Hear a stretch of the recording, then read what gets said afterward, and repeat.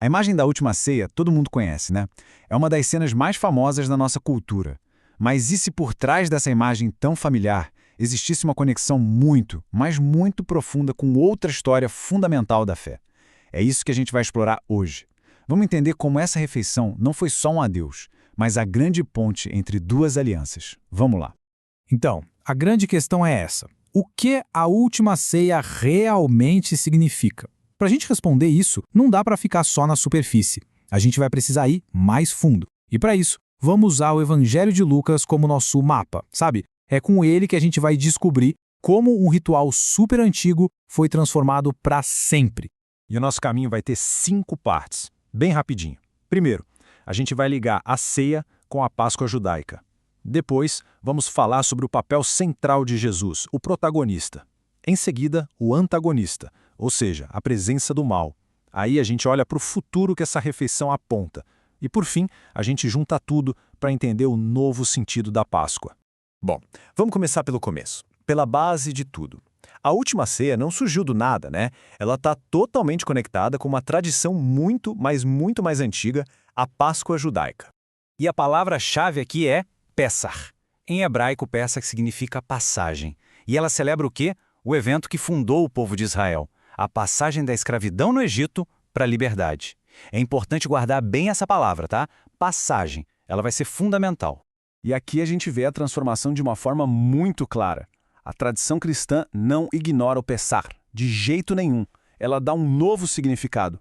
Pensa só, a ideia de passagem continua lá, firme e forte, só que agora ela é elevada, deixa de ser só uma libertação física de um povo para se tornar uma redenção espiritual, uma passagem da morte para a vida eterna, é uma outra dimensão. Ok, entendido isso, vamos para o primeiro ponto central do relato de Lucas, o protagonismo de Jesus. Isso é crucial.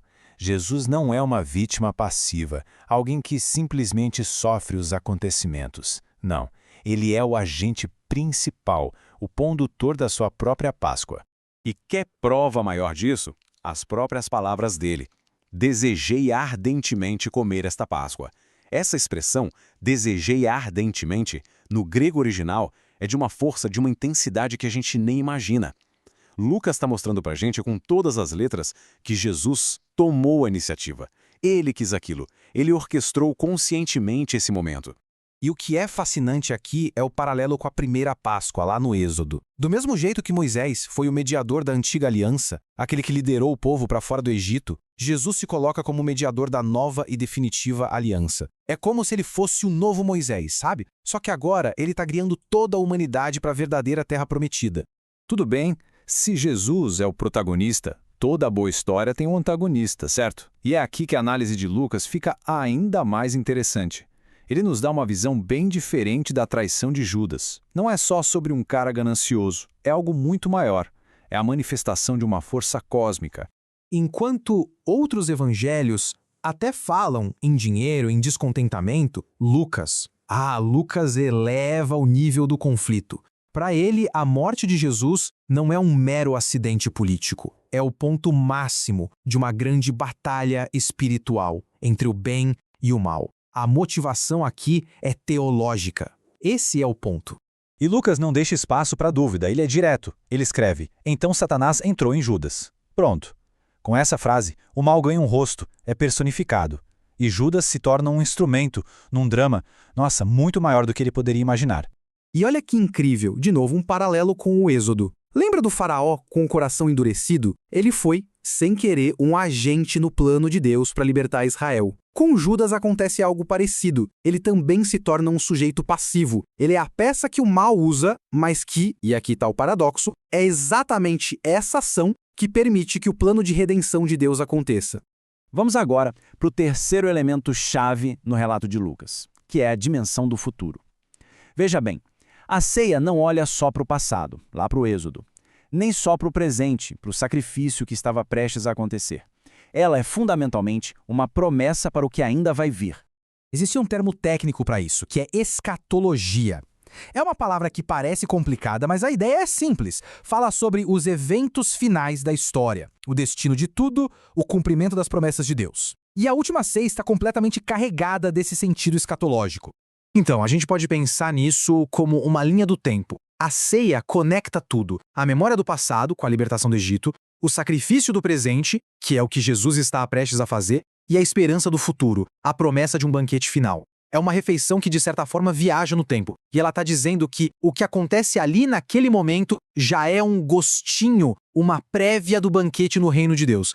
E agora a gente junta todas as peças. O protagonismo de Jesus, a ação do mal através de Judas e essa promessa do futuro. Tudo isso se une para dar à Páscoa o seu significado final, o seu sentido definitivo. O verdadeiro sentido da Páscoa se revela então em uma evolução. Uma evolução daquela palavra que a gente falou lá no começo, lembra? Passagem. Primeiro, a gente tem a passagem original, a libertação de um povo da escravidão. Depois vem o sacrifício redentor. A morte de Jesus se torna nova passagem, uma passagem que nos liberta do pecado. E por fim, a passagem final, a ressurreição, que simboliza a vitória, a passagem definitiva da morte para a vida eterna. Um novo começo para todos. Então, para resumir tudo, a última ceia é esse exato momento, o ponto de virada. É ali que a memória do que aconteceu se transforma na promessa do que virá. Jesus não jogou fora o ritual antigo. Pelo contrário, ele o completou. Ele deu a ele um propósito novo, universal e eterno. E tudo isso nos leva a uma última reflexão, né? Se a grande mensagem da Páscoa é essa passagem, que passagens a vida nos convida a fazer hoje? Que tipo de Egito pessoal, que tipo de escravidão pode ser deixada para trás, para a gente caminhar em direção à liberdade que essa celebração toda promete?